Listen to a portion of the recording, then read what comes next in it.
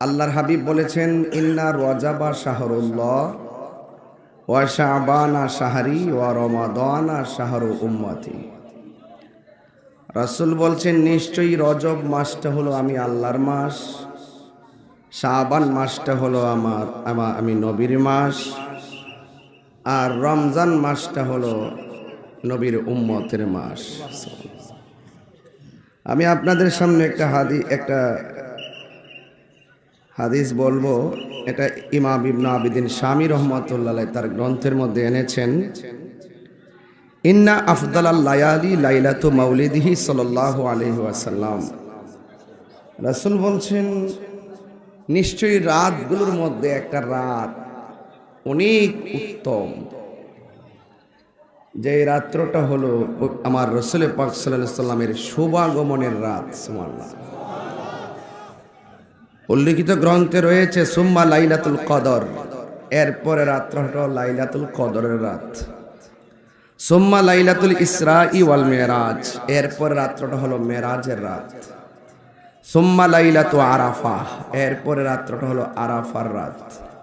সুম্মা লাইলাতুল জুমআহ, এরপর রাত্রটা হলো জুমার রাত। সুম্মা লাইলাতুন নিসফি মিন শাবান, এরপর রাত্রটা হলো 14ই শাবান দিবাগত রাত, যে রাতেরটা আমরা বলি শবে বরাতের রাত।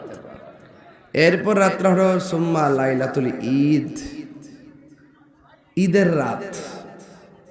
তাইলে যতটা রাত আল্লাহর কাছে অত্যন্ত প্রিয়তম উত্তম, এই রাত্রের ভিতরে একটি রাত হলো লাইলাতুন নিসফি মিন শাবান, শবে বরাতের রাত। এই শবে বরাত যখন আসে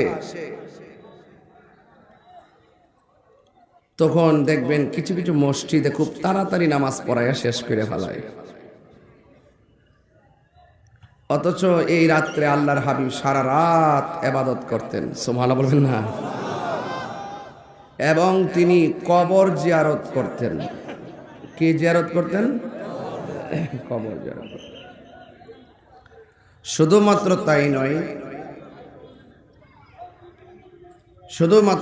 নয়, আল্লাহর হাবিব সাল্লাল্লাহু আলাইহি ওয়াসাল্লাম এই রাত্রে জান্নাতুল বাকিতে আপনজনদের কবর জিয়ারত করতে গিয়েছেন।